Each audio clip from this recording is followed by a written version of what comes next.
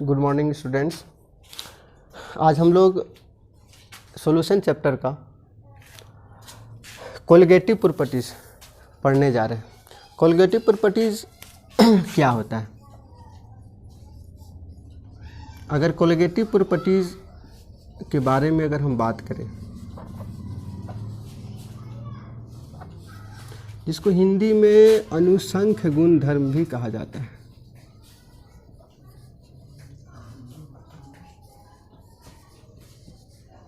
कहता है कि सॉल्यूशन का वैसा प्रॉपर्टी जो सॉलिड के नंबर्स पर डिपेंड करता है, नेचर पर डिपेंड नहीं करता है, तो उसी को हम लोग क्या कहते हैं?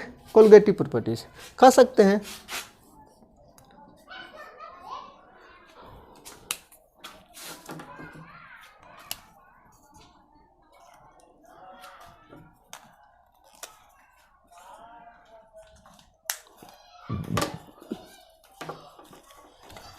कह सकते हैं कि properties of solution, properties of solution that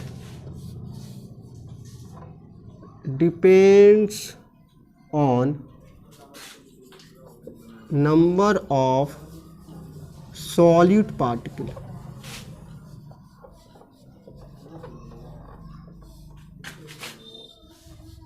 not upon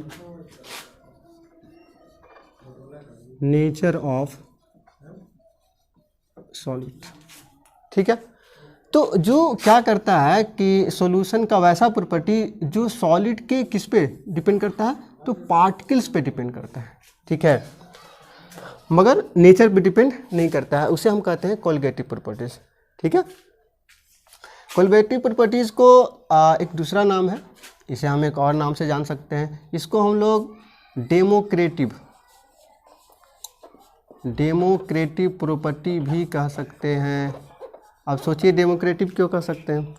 क्योंकि आप लोग को पता होगा कि डेमोक्रेटिक में क्या होता है कि जो भी लीडर जो इलेक्ट होता है वो पीपुल के नंबर्स पे डिपेंड करता है, ना कि पीपुल के नेचर पे या क्वालिटी पे। तो उसी तरीक़ा से ये भी जो कोलिगेटिव प्रॉपर्टीज है ये भी किस पे डिपेंड करता है? तो पार्टिकल्स के नंबर पे डिपेंड करता है, नेचर पर नहीं। इसलिए इसे हम डेमोक्रेटिव प्रॉपर्टी भी कह सकते हैं, हिंदी में अनुसंख्य गुणधर्म कह सकते हैं। तो हम लोग को 12th क्लास में 4 कोलिगेटिव प्रॉपर्टीज पढ़ना है। ठीक है, कौन कौन सा देख लेते हैं। पहला है रिलेटिव लोअरिंग इन वेपर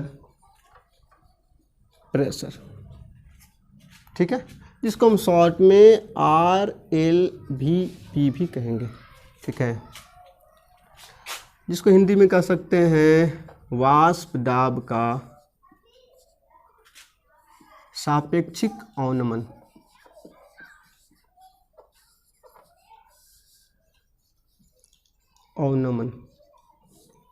अवनमन का मतलब कम हो जाना, लोअर हो जाना। ठीक है, दूसरा होता है एलिवेशन इन बॉइलिंग पॉइंट। इसका हो जाएगा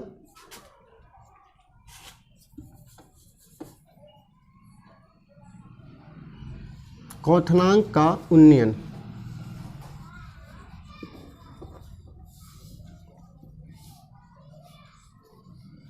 क्वथनांक का उन्नयन। थर्ड आपका है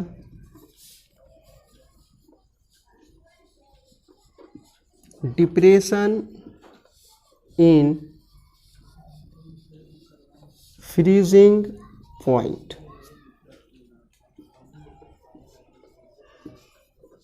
हिमांक का अवनमन। ठीक है, और लास्ट आपका है ऑस्मोटिक प्रेशर।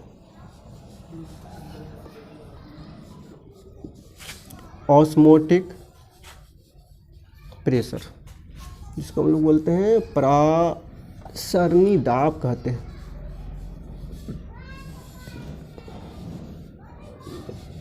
ठीक है। तो ये 4 आपके कोलिगेटिव प्रॉपर्टीज हैं, ठीक है।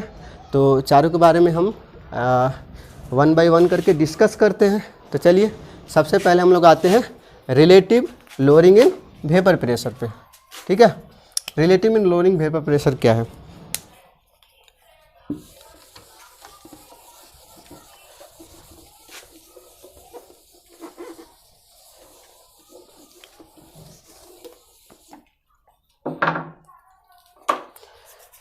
देखिए वेपर प्रेशर में जो है वो क्या हो जाए, लोअरिंग, मैंने लोअर के मतलब घट जाना।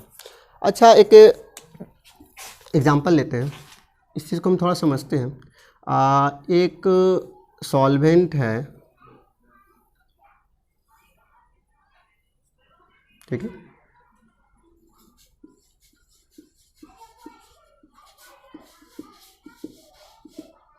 ठीक है, एक सॉल्वेंट, तो इसका एक अपना वेपर प्रेशर होगा, इसका एक अपना क्या होगा, वेपर प्रेशर होगा। तो ये क्या होगा, वेपर प्रेशर होगा, ठीक है। और इस वेपर प्रेशर को हम लोग क्या कर सकते हैं, पी नोट कह सकते हैं, क्योंकि सॉल्वेंट का है, ठीक है। अब क्या किए कि अब इसमें जो है हम लोग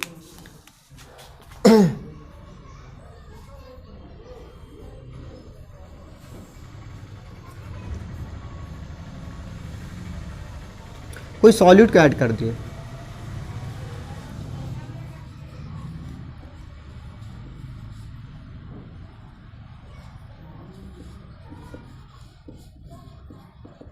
सॉल्यूट को ऐड कर दिए। अब देखिए सॉल्यूट के जब हम ऐड कर देते हैं तो यहाँ पर भी क्या होगा, वेपर बनेगा। मगर जो सॉलिड ऐड करते हैं इसमें हमने क्या किया, सॉलिड को जब ऐड किया हमने, ठीक है, तो एडिंग नॉन वोलाटाइल सॉलिड को जो हमने ऐड किया वो कैसा है, नॉन वोलाटाइल। ये नॉन वोलाटाइल की केसेस में होता है। तो नॉन वोलाटाइल का मतलब होता है जो वेपराइज नहीं हो सकता है, ठीक है। नॉन वोलाटाइल जैसे सॉलिड हो सकता है, नॉन वोलाटाइल सॉलिड क्या होता है, सॉलिड लकड़ी है, यूरिया है, ग्लूकोज है, सुक्रोज है, ये सब को अगर हम इसमें ऐड कर दें तो वो वेपराइज नहीं हो पाएगा, उसी को हम लोग नॉन वोलाटाइल कहते हैं। अब बात कीजिए कि ये सॉल्वेंट था, इसका जो वेपर प्रेशर होगा तो इसको हम लोग पी नोट से डिपेंड किए। मगर अब इस सॉल्यूशन का, अगर इस सॉल्यूशन की हम बात करें तो इस सॉल्यूशन का जो वेपर प्रेशर होगा, क्या यही वेपर प्रेशर होगा या इससे कम होगा या ज़्यादा होगा? अब सोचिए कि इस लिक्विड के जो सरफेस पे मॉलिक्यूल्स थे वो सिर्फ किसके थे, सॉल्वेंट के। ये पूरा पूरा क्या हो रहा था, वेपराइज हो रहा था। मगर अब देखिए कि जैसे ही नॉन वोलेटाइल सॉलिड को उसमें ऐड किए तो इसके सरफेस पे क्या हुआ कुछ सॉलिड पार्टिकल्स भी आ गए। तो अब देखिए तो सॉलिड पार्टिकल आ जाने से अब वो वेपर का उतना फॉर्मेशन नहीं हो पाएगा जितना यहाँ पर हो रहा था। इसका मतलब है कि अब यहाँ का वेपर प्रेशर क्या होगा, इसके रिस्पेक्ट में क्या हो गया होगा, घट गया होगा, ठीक है। तो इस यहाँ पे जो वेपर प्रेशर है इसको हम लोग क्या मान लेते हैं, पी मान लेते हैं। सपोज दैट हम लोग सॉल्वेंट को अगर हम ए मानते हैं, ठीक है, और सॉलिड को बी मान लेते हैं, ठीक है, तो इसको हम लोग पी नॉट ए कहेंगे। मगर यहाँ पर जो होगा वो क्या कहलाएगा, पी ए कहलाएगा। या कह सकते हैं कि इस सॉल्यूशन का भी वेपर प्रेशर क्या होगा, पी ए हो सकता है, या इसको हम पी एस भी कह सकते हैं, vapour pressure of, partial vapour pressure of solution. ये प्योर वेपर प्रेशर है, ये पार्शियल वेपर प्रेशर है। पार्शियल वेपर प्रेशर और प्योर वेपर प्रेशर आप लोग समझते होंगे, प्रीवियस टॉपिक में देख लीजिएगा वहाँ पे। तो अब ये चीज़ जो है, जो सॉल्यूशन का जो पार्शियल वेपर प्रेशर है वो किस पे डिपेंड कर रहा है, सिर्फ सॉल्वेंट पे डिपेंड कर रहा है, सॉलिड पे डिपेंड नहीं कर रहा है, ठीक है। मगर यहाँ पे एक चीज़ और केस हम लोग को देखने की मिला, ये जो पार्शियल वेपर प्रेशर जो ए है वो पी नॉट ए से क्या होगा, छोटा होगा। इसका मतलब है कि अब इसमें लोअरिंग हो गया, कम हो गया। तो अब इसी लोअरिंग हो गया, मतलब कि ये घट गया। क्यों घटा, क्योंकि हमने नॉन वोलेटाइल सॉलिड को ऐड किया, ठीक है। तो अब हम बात करते हैं तो कितना घटा, कितना घटा, तो हम लोग दे सकते हैं कि पहले कितना था, पी नॉट था, और घट के कितना हो गया, मतलब कि अब कितना हुआ, पी ए। तो ये पी ए हुआ। तो अगर हम बात करें कि लोअरिंग इन वेपर प्रेशर, तो कह सकते हैं P naught A minus P ए हो गया। ठीक है, तो ये आपका लोअरिंग इन वेपर प्रेशर कहलाता है। ठीक है, अब कैलकुलेशन करेंगे कि कितना लोअरिंग आया। ठीक है, अगर हम कैलकुलेशन की बात करें तो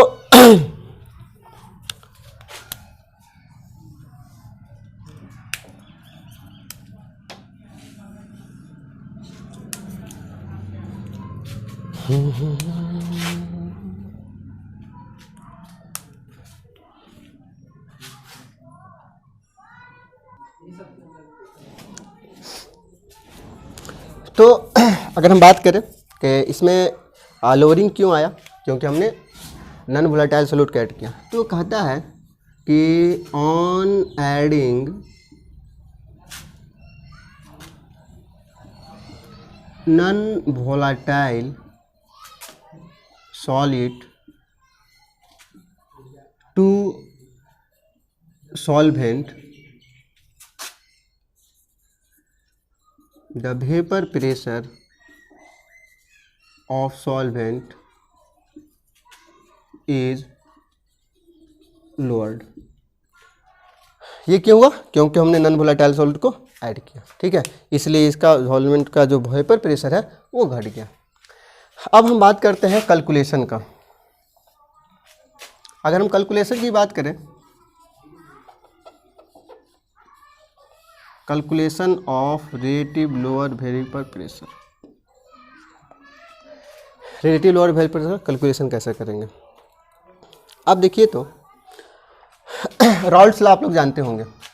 तो राउल्ट्स लॉ क्या बोलता था कि जो पी एस है वो डायरेक्ट प्रोपोर्शनल होता है किसका? एक्स ऑफ क्या? सॉलिड पे डिपेंड करेगा, यानी सॉल्यूशन का जो पार्शियल वेपर प्रेशर। आप बताएं यहाँ पे किस पे डिपेंड करने वाला? ये किस पे डिपेंड करने वाला? ये सॉल्यूशन किससे मिलकर बना था? ए और बी से। तो यहाँ पे जो वेपर प्रेशर सॉल्यूशन का जो है पार्शियल वेपर प्रेशर, वो ए पे डिपेंड करेगा, बी पे करेगा, या दोनों पे डिपेंड करेगा? किस पे डिपेंड करेगा? तो आंसर होगा ए पे। क्यों? क्योंकि वेपर किसका बन रहा है? सिर्फ ए का बन रहा है। ए किसको हमने बोला है? सॉल्वेंट। बी किसको बोला है हमने? सॉलिड को बोला है। सॉलिड तो नॉन वोलेटाइल है, ये तो वेपराइज होगा नहीं। इसका मतलब कि जो भी वेपर का फॉर्मेशन हो रहा है वो सिर्फ किसके कारण हो रहा है? सॉल्वेंट के कारण हो रहा है। तो यहाँ पे कह सकते हैं कि जो पार्शियल प्रेशर ऑफ सॉल्यूशन है वो किस पर डिपेंड करेगा? मोल फ्रैक्शन ऑफ ए। ये हुआ राउल्ट्स लॉ।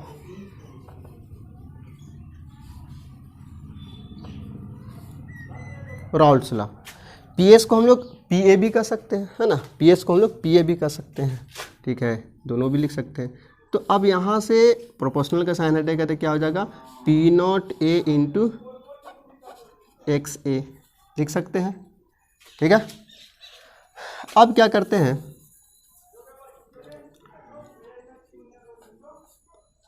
सब्ट्रैक्टिंग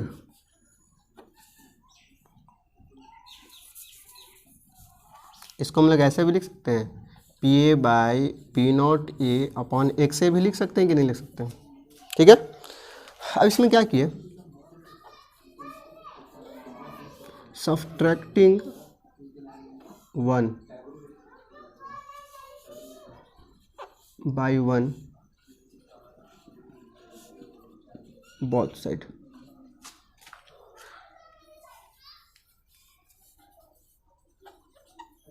तो लिख सकते हैं 1 minus P A upon P naught A 1 minus X A. यहाँ पे एलसीएम लेंगे तो क्या हो जाएगा आपका? P naught A minus P A, और 1 माइनस एक्स ए को हम लोग एक्स बी लिख सकते हैं या नहीं लिख सकते? आप बताइए थोड़ा। इसको लिखा जा सकता है कि नहीं लिखा? क्यों? क्योंकि आपको पता है कि एक्स ए प्लस एक्स बी बराबर क्या होता है? 1 होता है, क्योंकि सम ऑफ टोटल मोल फ्रैक्शन कितना होता है? 1 होता है। तो 1 माइनस एक्स ए को एक्स बी कर सकते हैं। एक्स बी क्या है? Mole fraction of solid. ठीक है, तो ये क्या हुआ? ये चीज़ जो आप देख रहे हैं इसी को हम लोग बोलते हैं relative lowering in vapour pressure. ठीक है, क्यों रिलेट कर रहे हैं? क्यों, किससे रिलेट कर रहे हैं? प्योर वेपर से कर रहे हैं। ये P naught A minus P ए जो ऊपर वाला न्यूमिनेटर है वो सिर्फ क्या है? लोअरिंग वेपर प्रेशर है। मगर जैसे ही उसको हम रिलेट किए किससे?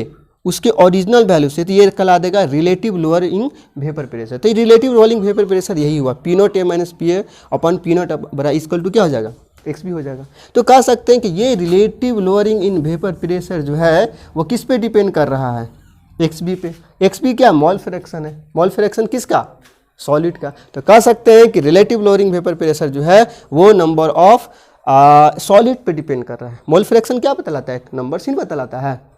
तो कह सकते हैं कि ये एक कोलिगेटिव प्रॉपर्टीज हुआ, ठीक है। क्यों, क्योंकि ये सॉलिड के नंबर्स पे डिपेंड कर रहा है, सॉल्वेंट पे तो डिपेंड नहीं कर रहा, सॉलिड पे डिपेंड कर रहा है, सॉलिड के नंबर्स पे डिपेंड कर रहा है। तो इसलिए रिलेटिव लोअरिंग वेपर प्रॉपर्टी क्या हुआ, एक आपका कोलिगेटिव प्रॉपर्टीज हो गया। तो हो सकता है क्वेश्चन पूछता है कि relative lowering vapour pressure colligative properties why, तो आप कह सकते हैं कि we know that relative lowering vapour is equal to X B. It shows that relative lowering vapour pressure depend upon number of solid particles, hence it is colligative properties. Okay, चलिए ये क्या, इसको हम कह सकते हैं। अब यहाँ एक चीज़ और ध्यान दीजिए, कभी कभी एग्जाम में पूछता है कि लोअरिंग इन वेपर प्रेशर क्या कोलिगेटिव प्रॉपर्टीज है, इस पर थोड़ा ध्यान दीजिए। तो ये चीज़ P naught A minus P A को मतलब लोअरिंग इन वेपर प्रेशर जो हुआ, क्या इसको हम कोलिगेटिव प्रॉपर्टीज कह सकते हैं कि नहीं कह सकते हैं, नहीं कह सकते। ऑब्जेक्टिव क्वेश्चन बना, इसको हम लोग नहीं कह सकते, इसको कह सकते हैं क्योंकि ये किस पे डिपेंड करेगा, नंबर ऑफ सॉलिड पार्टिकल्स पे डिपेंड नहीं करेगा, जबकि ये करेगा, ठीक है। तो यहाँ से भी एक ऑब्जेक्टिव क्वेश्चन भी बन सकते हैं, बोर्ड एग्जाम में क्वेश्चन भी आते हैं कि relative lowering vapour pressure colligative properties how. Okay, तो यहाँ से आप निकाल सकते हैं। इस पर हम न्यूमेरिकल एक प्रॉब्लम कराएंगे, ठीक है, ठीक है। इसको नोट कर लिए होंगे आप शायद।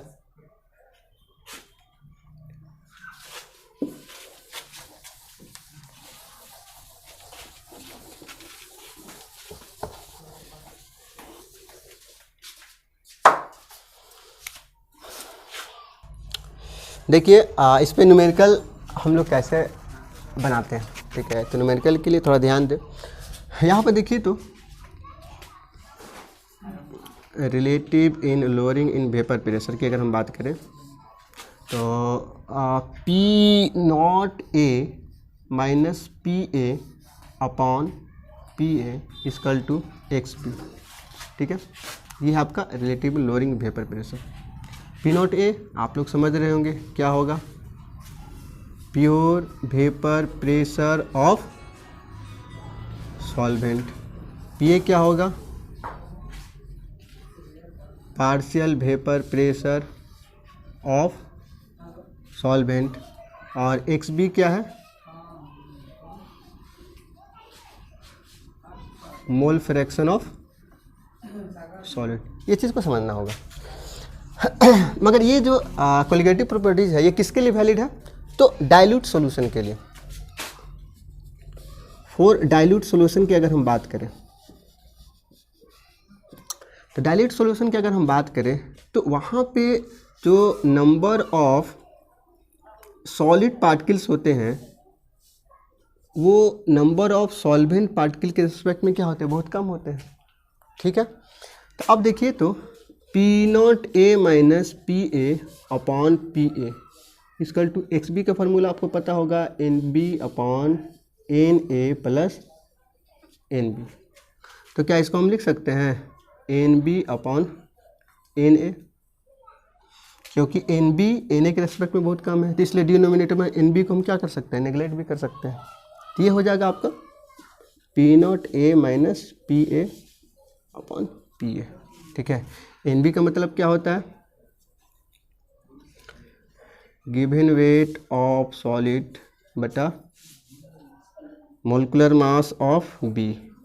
इसका हो जाएगा गिवन वेट ऑफ सॉल्वेंट और मोलिकुलर मास या मोलर मास ऑफ ए, ठीक है। तो यहाँ से एक चीज़ और ध्यान दे रहे होंगे, ये चीज़, ठीक है, ये चीज़। तो एग्ज़ाम में ज़्यादातर क्वेश्चन में ये पूछता है आपको एन बी क्या है। एन बी का मतलब मोलर मास ऑफ सॉल्वेंट। तो यहाँ पर हम आपको बता देते हैं कि डब्ल्यू बी क्या है। डब्ल्यू बी कहता है गिवन वेट ऑफ सॉलिड, और एम बी क्या हो गया, मॉलिक्यूलर वेट या मॉलिक्यूलर मास भी कह सकते हैं, मॉलिक्यूलर मास ऑफ सॉलिड। अगर हम ए की बात करें तो डब्ल्यू ए हो जाएगा क्या, गिवन वेट ऑफ सॉल्वेंट, और हम एन एम ए कह दें तो ये हो जाएगा आपका मॉलिक्यूलर मास ऑफ सॉल्वेंट। ठीक है, तो इस पे न्यूमेरिकल बनते हैं। ठीक है, इस पे आपके न्यूमेरिकल पूछे जाते हैं, P naught A, P A, W B, M A, W A, ये सारा चीज़ दिया रहेगा, ये आपको निकालना रहता है। ठीक है, तो इस फार्मूला का यूज कर करके हम लोग निकाल सकते हैं, मतलब कि calculation of molecular mass of solid, इस पर क्वेश्चन पूछते हैं। ठीक है, तो ये हम लोग न्यूमेरिकल यूज कर सकते हैं, न्यूमेरिकल पर्पस के लिए इसको हम लोग यूज कर सकते हैं। ठीक है, तो चलिए एक न्यूमेरिकल हम लोग देखते हैं।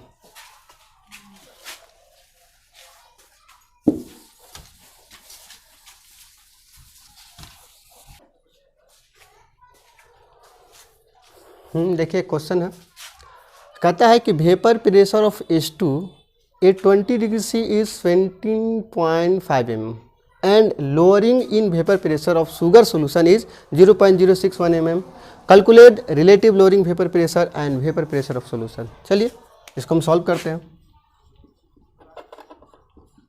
सबसे पहले हम लोग देखते हैं क्या दिया हुआ है गिवन। अगर हम सॉलिड की बात करें, सॉलिड किसको बोलते हैं हम लोग, बी कंसीडर करते हैं। यहाँ पे कौन है सॉलिड, शुगर,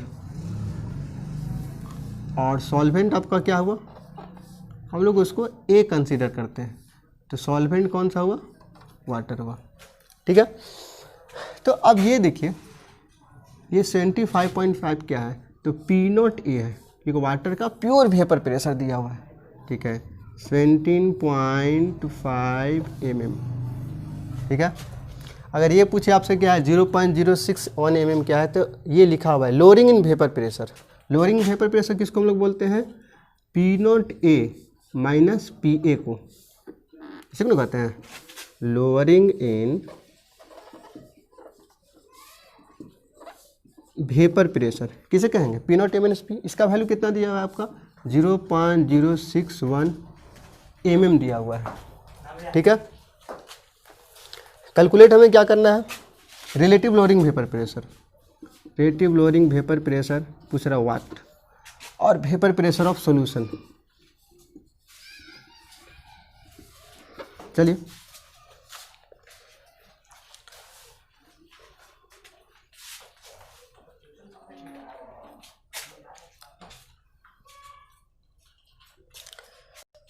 देखिए, रिलेटिव लोअरिंग वेपर प्रेशर की अगर हम बात करें, relative lowering in vapour pressure किसको कहा जाता है, P naught A minus P A upon P naught ए को कहा जाता है।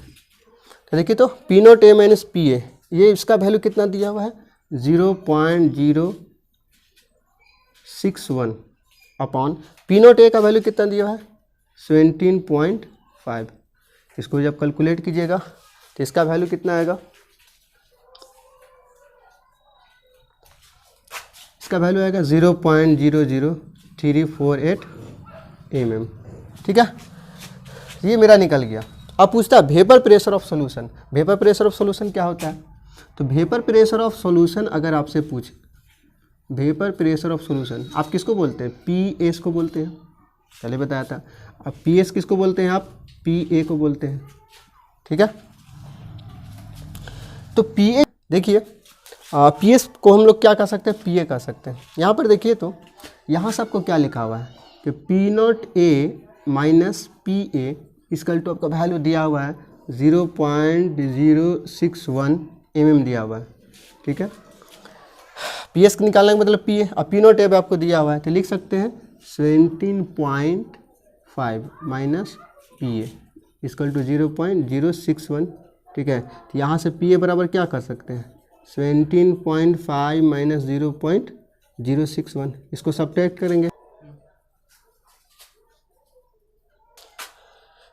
तो ये आपका हो जाएगा 17.439 mm। ठीक है, तो इस तरीक़ा से दोनों मेरा सोल्यूशन निकल गया। तो इस तरीक़ा से आप सॉल्व कीजिएगा इस पे बेस्ड क्वेश्चन। तो आज हम इतना ही तक चलेंगे और नेक्स्ट क्लास में हम लोग पढ़ेंगे second point, elevation in boiling point. ठीक है, तो चलिए आज के लिए इतना ही।